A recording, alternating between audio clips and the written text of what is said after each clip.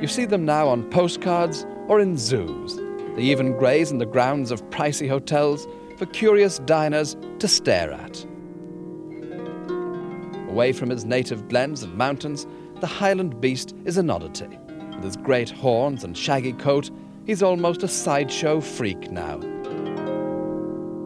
But for hundreds of years, this sturdy little animal formed the basis of the economy of Scotland. He fed the bellies of England.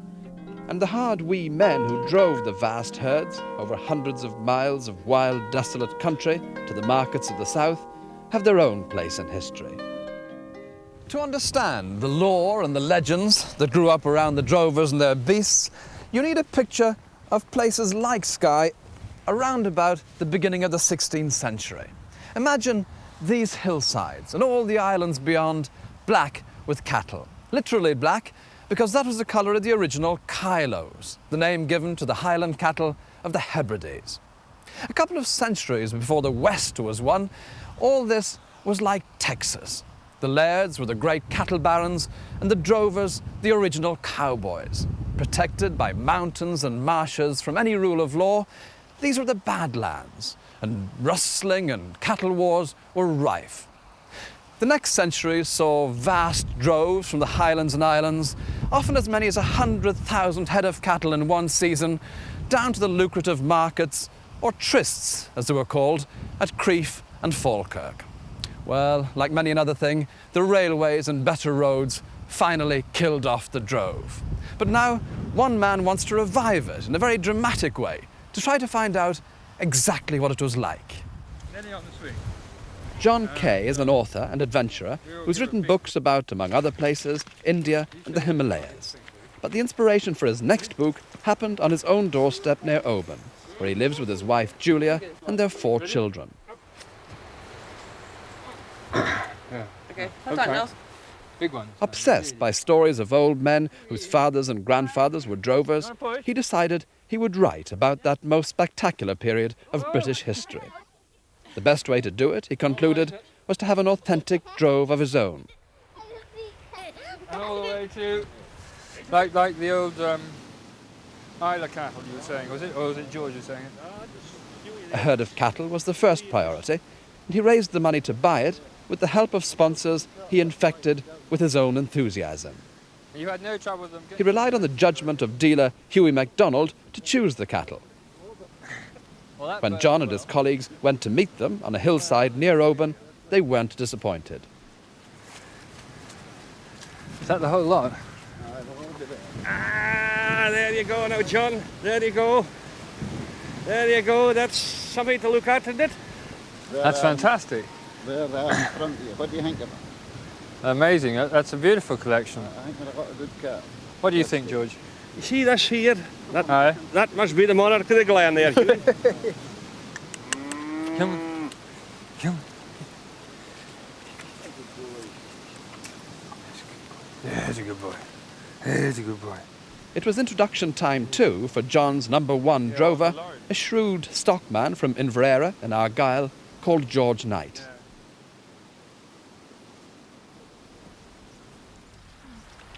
In a bid for authenticity, John and his drovers will be using sturdy Highland ponies on their 200-mile trek. These came by way of a family friend who runs a trekking centre. Julia Keay, who's been roped in for the trip, had to brush up on her riding. Keep your rein a bit shorter. No, you're married. That's it. Go on, Also, the ponies, who've only been ridden up till now, had to be introduced to the pack harness that was so familiar to their ancestors. In the most barren stretches of the drove, they'll be acting as 4-legged Land Rovers.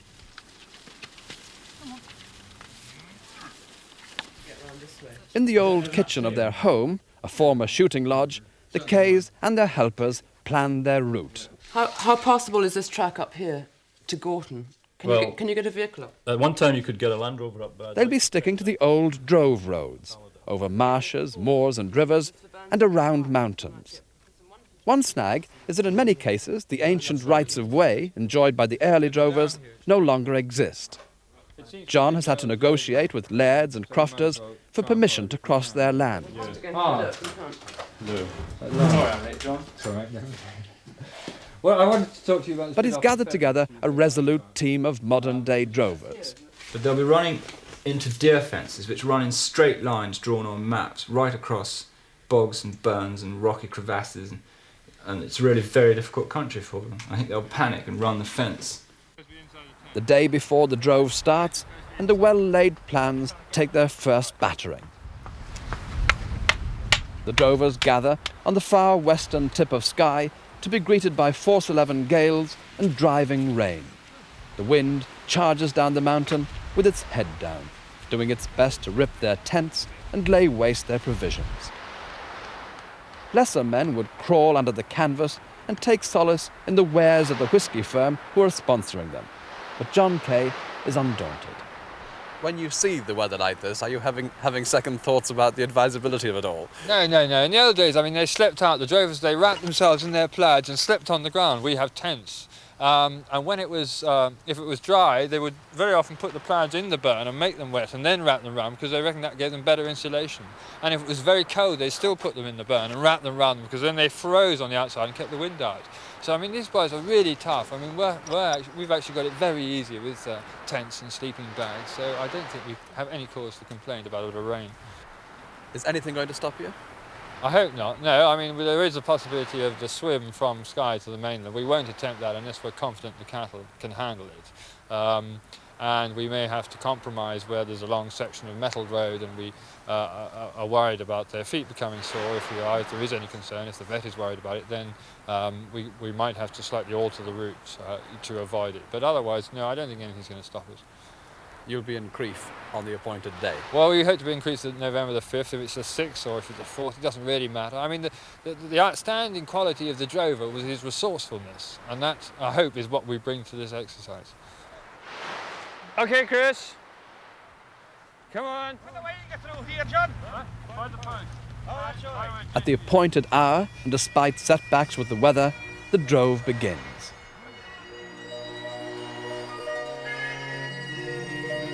It's taken months of planning to get 30 cattle, 7 drovers, 3 ponies and 3 dogs to set off together roughly in the same direction.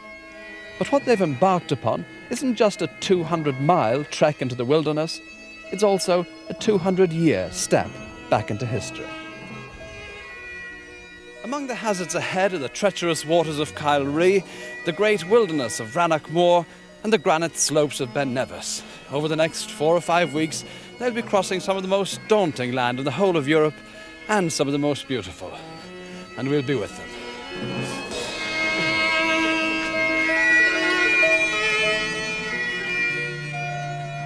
When we last saw the drove, it was heading off from Port Harcourt in the west of Skye, bathed in sunshine and looking good. But nobody was under any illusion that the trek across Skye, and thereafter across Scotland, was going to be easy. Odd as it may seem, for these modern-day drovers, it was likely to be more difficult than for their kilted counterparts of 200 or 300 years ago. And the drovers themselves, well, they're an unlikely mixture, to say the least. There's the leader, John Keay, an author and Himalayan adventurer, whose obsession to reenact an old drove and write a book about it has brought them all together. John's wife, Julia, who's along to lead and look after the pack ponies. George Knight, an experienced stockman from Argyll, and, on everybody's admission, the nearest thing to a real drover on the trek.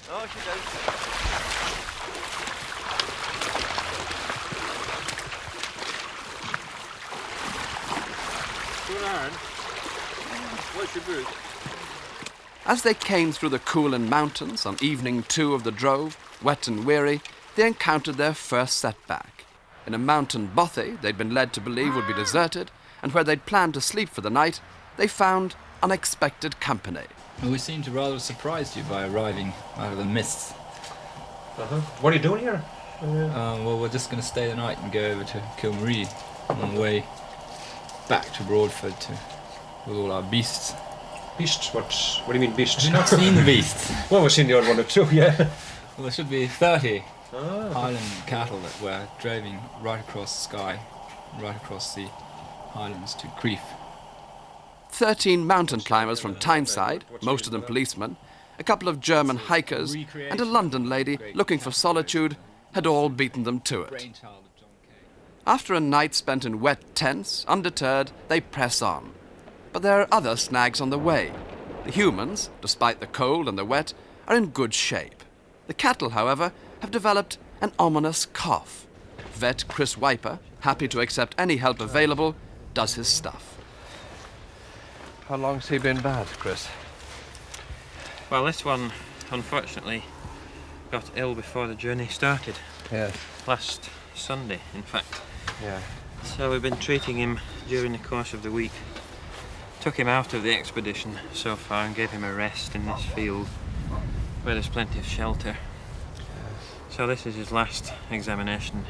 Should be the last injection. He might just jump a little bit if you can hold the gate fairly tight. He can't go very far anyway, can he, unless he backs out towards you?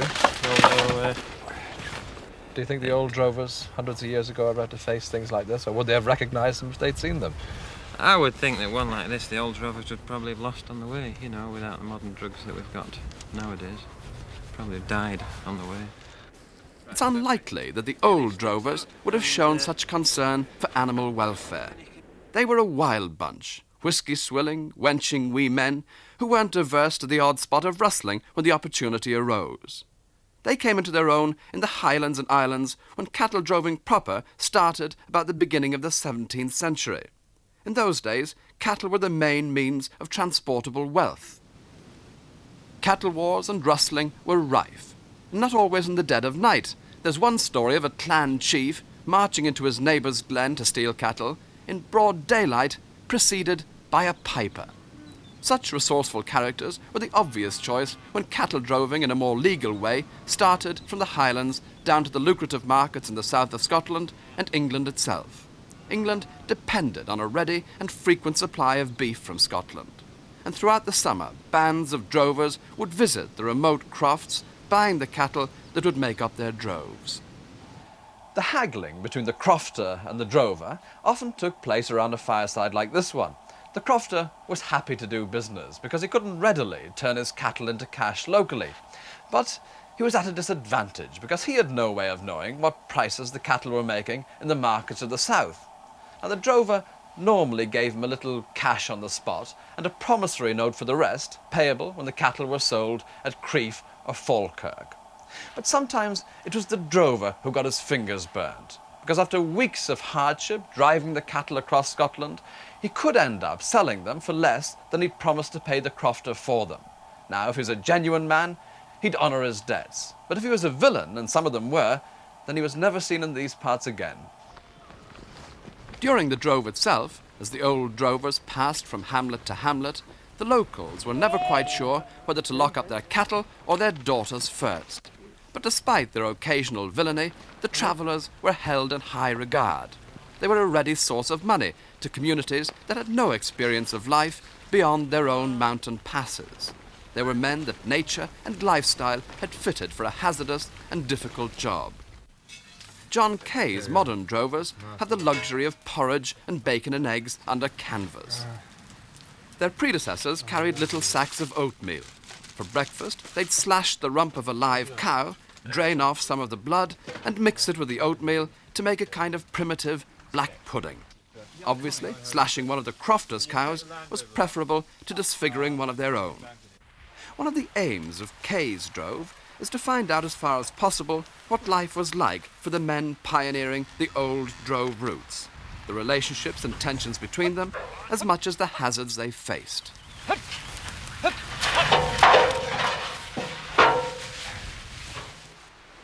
Daybreak the next day, and all is quiet at the drovers' camp.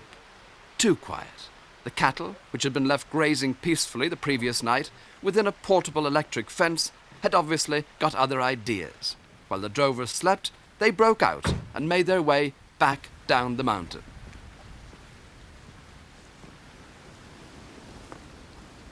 Now, where they ought to be is about 4 miles up the road that way, so it looks awfully as though in the middle of the night they've wandered off and actually come backwards along the track they took yesterday. Now, cattle actually droving themselves backwards. It's one of the perils that John Keay and his men obviously didn't anticipate. Now, at this very moment, I suspect they're combing the hills up there looking for them, so I'd better go and tell them where they are. But John and George had discovered the empty pen and were soon on the scene to retrieve their erratic charges. Well, they've had a good bite along there anyway. Oh. Look at that, fools, They dumb. don't deserve any breakfast. Eh? I said they don't deserve any breakfast. No, no. See me, John. We get double and they don't get anything. The truant beasts were soon rounded up and set on the right track again. There was no harm done, except for the repairable damage to the electric fence. I think it was the moon. George thinks they were thirsty, but I think it was such a bright night. I think they just got restless. They just went straight through the fence. They Well, they went through the fence. They took most of it with it. Yeah, I know. Well, I started winding it up, but then... Watch your hands. Yeah, but it's going to get tangled again. God, there's miles of it all down below.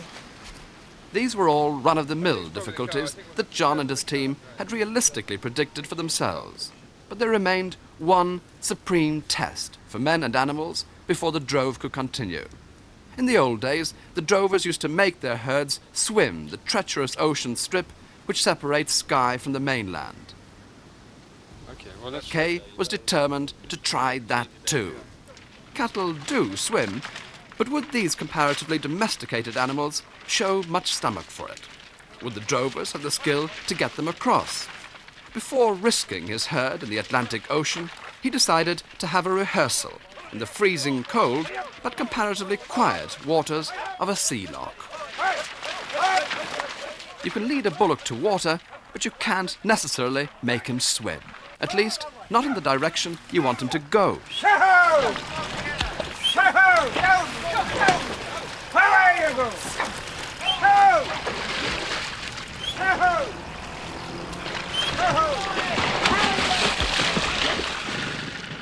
With the help of some local fishermen, the drovers make quite a splash.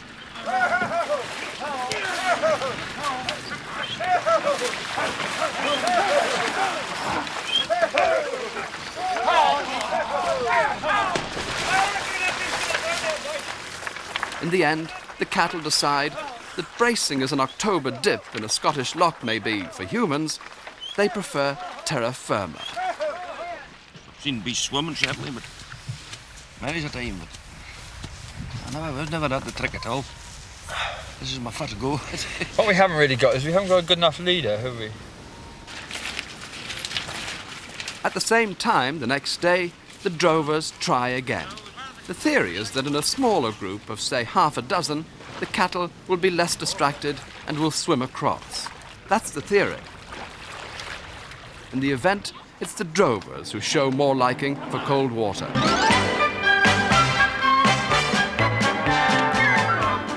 One beast is eventually roped and towed across the loch without mishap. Despite the wet clothes and squelching boots, the drovers aren't disheartened. They have tried what many said couldn't be done, and they've nearly done it. Well, I think we've proved it's very, very difficult. I think with wilder cattle you could, but these are too tame. They're too docile and they're not sufficiently frightened. They won't just run into the water to get away from us. And without terrorising them in a way that we're not prepared to do, that's no good. Times change. The old drovers, with neither the cruelty man nor contemporary niceties to contend with, were not so caring. They thought nothing of lashing one beast's jaw to the tail of the one in front and hauling them across like a shaggy, bellowing daisy chain. Several animals lost their tails in the process. There are countless stories of cattle turning on their backs and deliberately drowning themselves rather than submit to the rigours of the crossing. Nowadays, such cruelty would be unacceptable. So, in the end, like all the other modern travellers passing through, John Keay's Highland herd catched the ferry.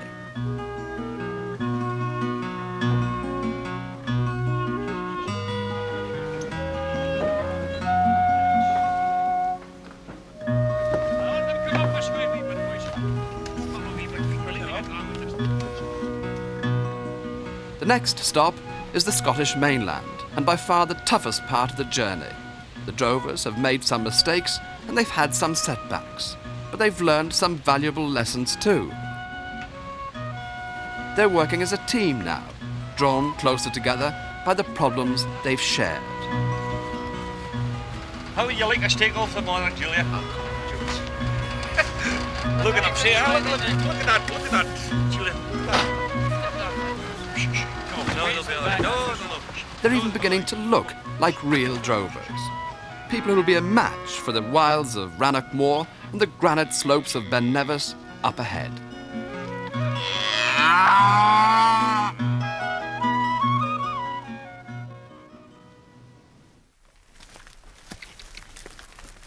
Go on.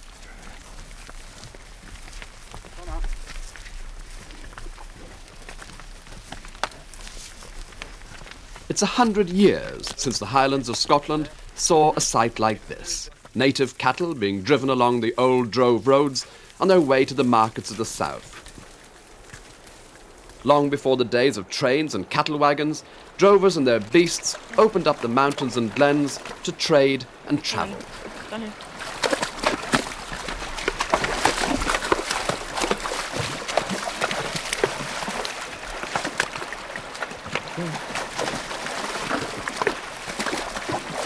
What they've achieved so far, with over 100 miles of wild country under their belts, many would have thought impossible.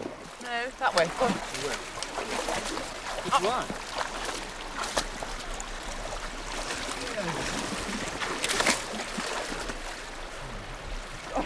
Which one? This is real Highland country, north of Glencoe and Rannoch Moor. On stretches like this, the drovers learned the hard way what life must have been like for their counterparts of 2 or 3 centuries ago. Every day was a hard Highland cocktail of danger, cold and hunger. The modern drovers can't do much about the first two, but when it comes to sustenance, they're strictly 20th century. Yeah. JP, have some coffee. Dram, JP. Now you're talking. I know you're a caffeine addict. I didn't know there was a little coffee hut here on top of the pass. Start a cafe. For tired and weary drovers. You'd imagine that on a bleak hillside, little surprising was likely to happen. But coping with the unexpected has become an everyday affair on the drove. Just when they're feeling they could be 1,000,000 miles from civilization, up the hill comes a land drover with an inspector from the Scottish Society for the Prevention of Cruelty to Animals. Hello, how you doing? How's things going? Oh, not bad, not bad. You're resting, eh? We are resting. We're giving them their statutory rest, as you can see. Oh, very good. If you want to take their temperature and read their pulse. They're doing all right. Oh, yeah. Yeah, they're fine. You had to leave 2 behind, didn't you? Well, no, we only left 1 behind. 1 behind. And one's a friend for the other one. With the drove's own vet, Chris Wiper, ministering to the animals' every need, there's little to worry the cruelty man. I'm looking all right. We've got 1 or 2 beasts that have gone a bit lame, but we've left them down at the bottom. That's and right, I see that. they're going round in the lorry. That's good. That's okay. But the rest of them are doing fine. Yeah, they look good. Tending to walk on the edges where it's soft. Yeah, you'll be much better now. Apart from the hard slog through tough country, the volatile weather has been causing the greatest discomfort. Highland rain gets to the spots no other rain seems to reach, and on days like this, the drovers are even convinced their skin is letting in water. On top of that, tonight there's a major disappointment. They'd been expecting to sleep in a couple of cottages used by a Scottish club of lady mountaineers, but they arrive to find them locked. Permission to use them has been refused. It's at moments like this that droving, modern or otherwise, does not seem such fun. However, they're cheered by the arrival of John's wife, Julia, with their backup Land Rover laden with provisions for men and beasts. Are you all right? Yes, we're all fine. You all got here no bother at all? Yeah, we've been here since No lunchtime. dramas, What's no kept you? disasters? What? No disasters. What's no. kept us? You're looking very clean, Julia. Did you have a bath, Julia? What was that? Special brew. Look at it. Lovely stuff.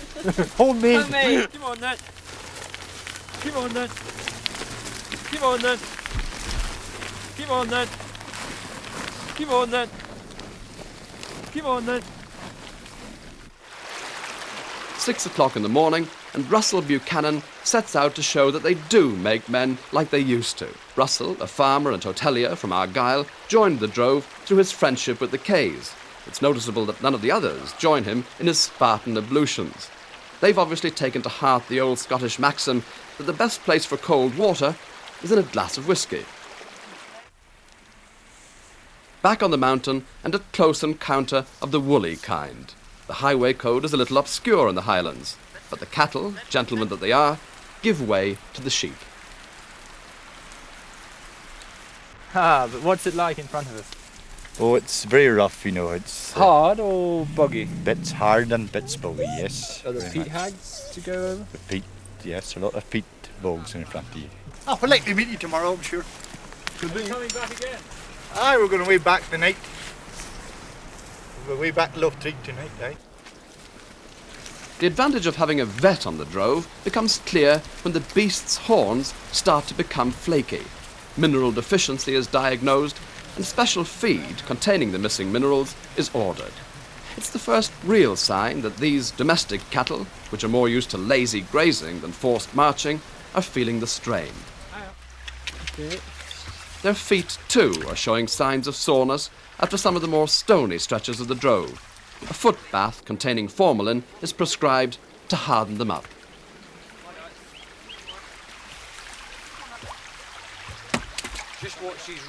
With the cattle's feet seen to, the drovers decide to have their knees up. In a little hall near a shooting lodge, the local gillies and gamekeepers throw them a ceilidh. It's a welcome break from the rigours of droving. But who would have guessed tired legs were up to this kind of thing?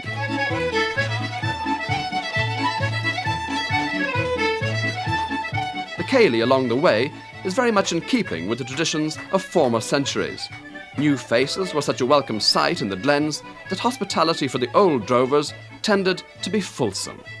At such stops, they're said to have drunk enough whisky to fill Loch Ness and danced the buckles off their shoes. At either activity, John Keay's drovers are not found wanting.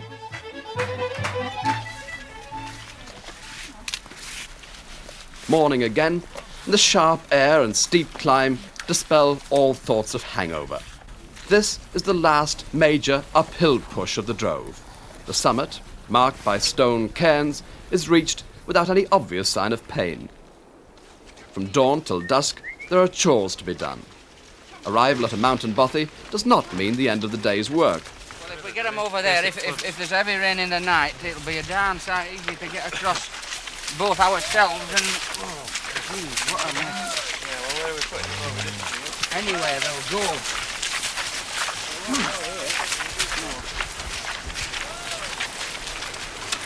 Come on, whoa! Back you go, boys. Go on, boys. Big Gabby, come on. Don't push them in. Oh, look on. Don't push them over that bank. Perhaps the biggest difference between these drovers and their predecessors is in the matter of personal hygiene. The old drovers grew beards and never changed out of their plaids from the start of the drove to the finish. It wouldn't have been wise to get downwind of them. But John Keay and his men at least make an effort. Well, it was quite difficult. I mean, it's warm enough today, but I mean, we have had very, very cold temperatures and gales and things, and it's not very conducive to stripping off. Yeah, I think that was the worst bit. I mean, we had a period of about a week or 10 days when we didn't ever really stop anywhere. Also, so there was never any time. It was always dark by the time one might have got around to washing. It must be a great temptation, though, to drop one's standards and just get dirtier and dirtier. Why are you looking at me? Russell, do you take sugar in your coffee? In mountain terms, this is the lap of luxury. Any weary walker will agree that a no-star bothy is better than a 5-star tent any day. Hundreds of years ago, the diet consisted of oatmeal and whisky. Keay and his men have compromised. They've left out the oatmeal. As the drovers settle in for the night, the subject everybody has been avoiding finally comes up. The fate of the 30 Highland cattle in their charge. The plan all along has been to sell them at the end of the trip, in which case they'll end up as so many prime steaks on restaurant tables. Because of everything they've been through together, that's a fate some of the drovers don't want to think about. The thing that I'm really worried about is the sale. I mean, I just can't bear the thought of parting with all those boys out there and the thought of them going to fatteners, which is what inevitably will happen, isn't it? But they're much too young to go to the butcher, aren't they? No, Yeah, there's some of them it will kill. Oh, they can't. Yeah. But I mean, there's some lovely specimens. I mean, you know, the heads that are on some of these. I mean, if only we bullocks could are find tremendous. some stately home or safari park who would be interested in taking all of them or most of them. I mean, I'd be prepared to sell them cheap, I think, to someone who said that they were going to be rewarded for. I mean, what has actually been quite a tough few weeks. The Highland beast has always been for beef, and I mean, it's like the Aberdeen Angus. I mean, it precedes that. In that, I mean, the slower growing the meat is, the finer it is, and the better quality the beef is in the long run. I mean, it's sort of inevitable. Yeah, but I mean, these boys, they deserve some reward. The thing is that they are. I mean, they're super. Super meat. I mean, but they're lovely you can't. meat. How can you think of those as meat? But they are. They're lovely. I mean, if you look at the quality of those beasts and the haunches and everything they've got on them, they're tremendous. Oh yeah, but it's like eating a friend, isn't it? Well, I mean, you know. can't. No, it's awful. I mean, let's face it. You don't object to any of the meat you've eaten on this trip. Yeah, but I haven't known them, have I? I haven't No, I walked know. hundreds of miles across Scotland in their company. Yeah, well, I mean, I've worked in a slaughterhouse before, and I mean, you see the poor wee things there, and I mean, I've had to put the bullet to them, and I mean, it's, you know, it's all psychological. I mean, you know, vegetarians and meat eaters, I mean, all have this hang up about, you know, not eating the thing. You'll grow the lettuce in your own garden, and then you don't think of it as a nice wee friend that's got nice and fat. Unless it isn't keeping you company and sort of snoring gently outside your tent at night. Crossing Rannoch Moor, one of the most desolate spots in Europe, thoughts of the cattle's fate are put to one side. This is the last hazardous leg of the drove. Deep bogs and Jekyll and Hyde weather. 1 minute the elements are smiling, the next they're throwing a fit. All the drovers can do is put their brains into a kind of neutral and keep on walking. This they'll do till the cows come home, because journey's end, at last, is almost in sight.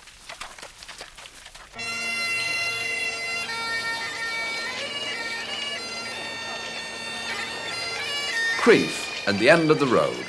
5 weeks and 200 miles after setting out from the Isle of Skye, John Keay and his herd of Highland cattle finally reach civilization. Against all the odds, they've proved it can be done. The people of Crieff turn out to welcome the parade, as they must have done for the droves of centuries ago. Their enthusiasm is understandable. This Perthshire town owes its very existence to the drovers. It grew and prospered because this was the gateway to the south. Here, upwards of 30,000 head of cattle changed hands every autumn. It's over 100 years since the great cattle droves came into Crieff, and the people of Crieff today have turned out in force to see what it must have been like. Even the children have been given a day off school to witness it. The drove's arrival is not without irony. The market park, where the great herds rested before being sold, hasn't seen a sale for 100 years. Even the local cattle mart closed down a couple of years ago, unable to match the competition from the bigger market at Perth. But today, nostalgia rules. John Keay and his crew have brought the past to life in a most vivid way. The ghosts of old drovers will surely raise at last to that. 200 miles in 5 weeks. What's your conclusion about it all? It's been terrific. I think we've all enjoyed it, and I mean, we've had rough times, but we're here, we've got 30 cattle, we've got all the drovers. Sometimes it's more difficult to get the drovers out of the pub than to get the cattle on the road. Would you do it again? Well, I mean, in the old days, they took them from here on down to Smithfield, and that would be a bit more of a challenge, but it's worth thinking about.